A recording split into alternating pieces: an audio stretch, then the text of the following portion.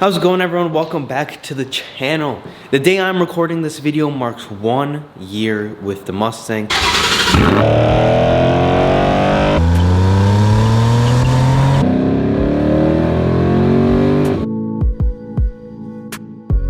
It's January 18th, and last year, this day, I picked up this car, and it's been quite a year. But let's get a cold start up, take it out for a little drive, and talk about maybe some future mods I want to do with it and what this next year is potentially going to look like with this car. Alright, let's take a step inside.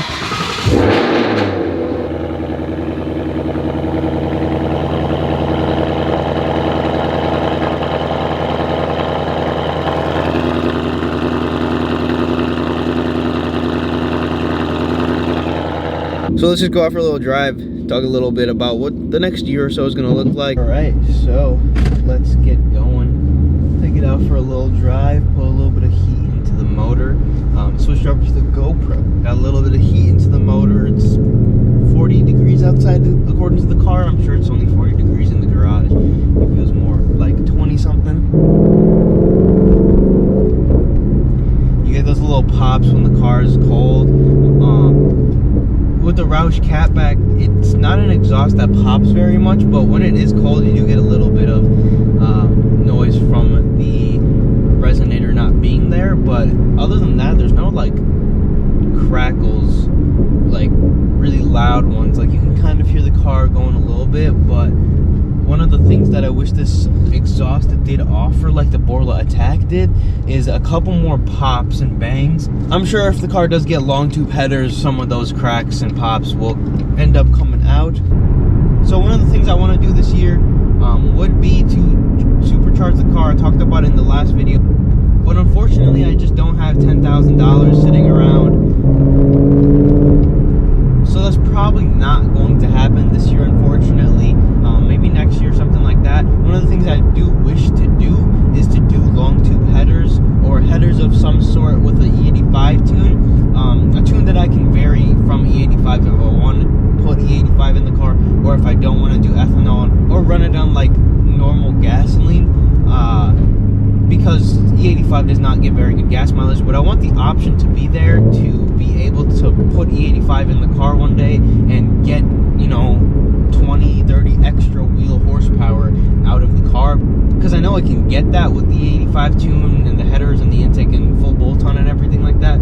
Full bolt-on with 91, 93 still does get some more horsepower gains. I mean, when you do tune the car, it's supposed to get horsepower gains, but you are going to see probably a 20 wheel horsepower, 20, 30 wheel horsepower boost. And I know a lot of people are going to say, like, there's no way you're going to get that kind of power out of an NA car by just tuning it with full bolt-on. But these Mustangs with E85, full bolt-on, and everything like that, they get almost 500 wheel horsepower, where they're dynoing at about 420 wheel horsepower. So you're seeing almost an 80 horsepower gain, wheel horsepower gain, out of these cars. So other than, you know, getting the car tuned and dynoed and all of that, there are a couple of things that I would like to do to this car cosmetically and just to enhance the driving a little bit. One of the things is do some type of splitter or something along those lines, because the back end is pretty aggressive with the new GT500 wing and the stripes, but the splitter just doesn't tie into it, especially when I get a diffuser. I have a diffuser in mind that I want to get. I'm going to add to that rear end and just complete it, but I haven't done anything to the front end. I did try to get that one diffuser, but I really did not like it. It did not fit right, and I mean, it's an eBay part. What do you expect? The fitment on that splitter just wasn't right when I was going to potentially drill into the car. It just didn't line up right. I'm not sure if that's a fault of just that one splitter, or just they're all kind of like that and you just have to make them work. But I was just not a big fan of that specific splitter. We're gonna have to go do a little bit more research and potentially find another splitter that looks as good as that one does, or as good as that one should have, because it was a Performance Pack 2 splitter. It wasn't insanely aggressive, but it did change the look of the car just enough to add a little bit of aggression and tie in the front end. So we'll look more into that. I also have looked into getting a new front bumper. As much as everyone is kind of doing it. I don't want to get the GT500 front bumper, even though it would look very, very good. But I also really like the Mach 1 style bumper. The new Mach 1 has a similar style bumper to the GT350, but I think it's slightly different, and it's not faking being a Shelby in any way, because it's literally just Performance Pack 2. The Performance Pack 2 is just not called the Mach 1, basically. So it's not really faking anything. So if I can get my hands on those, I don't know if they make them yet. I think there is slight differences between a 350 bumper and the Mach 1 bumper, and doing a grill delete and putting an aftermarket grill in that bumper, because I don't like how there's the two circles in the grill, but the bumper itself looks very nice. So doing that, or just even potentially upgrading my lower and upper grills and getting a splitter of some kind to change that front end a little bit. I think one of those two things, the cost-effective way, is to just get new grills for the car and a splitter, or even just a splitter, because I'm not looking to spend another $1,000 on just the front end. Alongside that, there was a company that I was going to work with that was going to get the steering wheel a little updated. They're about $1,000, but they were going to hook me up. I don't know what happened to that company, so maybe if there's another company out there, we'll figure something out where we can get this a little bit of carbon fiber, a little bit of Alcantara, because we do have the Alcantara on the side here. That new steering wheel will kind of tie the interior better a little bit. The steering wheel is a little plain. Especially when you look at the aftermarket ones, because they look so aggressive and they look so good. Even with that, the little screen up here, I still would very much like them. I'm not trying to spend $1,000, but if I can get a hookup from a company, we'll look into that a little bit as well, because I was supposed to have one already, but it never ended up coming through for certain reasons. Another thing I've always talked about is doing Euros. I really want to do Euros to some extent, but I'm not really too sure whether, again, I want to spend the $700 to get the Euro taillights, because I haven't done any performance mods, and I would very much like to do performance mods, and I don't want to spend more money on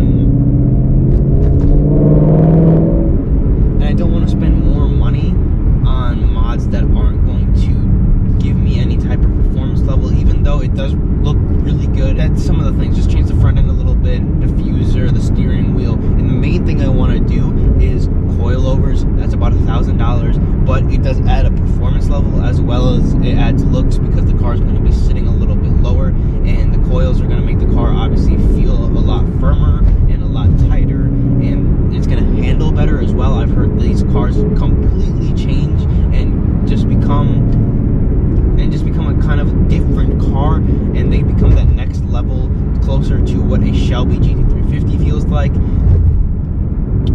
with that extra $1,000 or so with some nice coils. So that's probably the next step, probably what I'm gonna do next if I'm not doing headers or something like that, and some small things like the splitter, the diffuser, just to wrap up the final looks of the car. But yeah, that's kind of the plans that I have for this car. I want to drive it to Monterey for Monterey Car Week. I think I've said that before. I'm not too sure if that's gonna happen or not, because it's a 2,000 mile one way, 4,000 miles both ways. It would be cool. It's later in August, I think, or something like that, and I would love to fly, rent a car, but I'm only 19, so we'll have to look more into that. I want to start planning that trip out sooner than later, and if I can get a rental car, maybe like a rental Challenger or something, that's probably not gonna happen, but something like that, because I don't really know if I want to take the car all the way there. Like, I really want to, but I don't think it'd be the smartest decision, because it is a lot of miles, it's a lot of traveling. I'm gonna be excited going one way, and then the way back is just gonna be miserable. I definitely want to go to Monterey Car Week. I wanted to go for a couple years now, and I've never really been able to make it happen. I was supposed to go last year, but the plans got canceled, unfortunately, and I did not get to make it to Monterey. So this year, I'm 100% getting out there, whether it's driving there or flying there, but we'll figure that out. But yeah, it's kind of all I have planned for this year. It's been a great year with this car. A couple small issues, but nothing really major.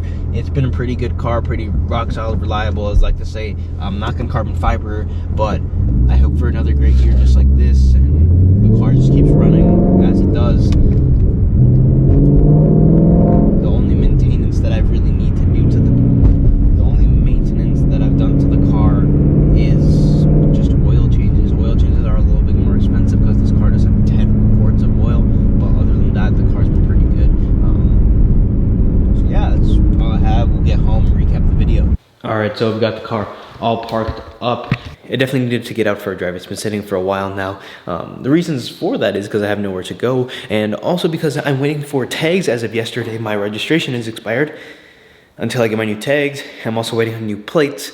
So there's all of that. I'm just waiting it out. The plates should be here in like 2 or 3 weeks from now, and that's one of the reasons I'm kind of just waiting. Also, the weather isn't the best. There's no reason to drive the Mustang. I have no point to take it out, so I'm just leaving it in the garage. I hope you did enjoy this video. If you did, make sure to subscribe to the channel, leave a like on this video. A lot of more fun content to come with this car. I just can't wait for the winter to be over. Other than that, I will see you guys in the next video.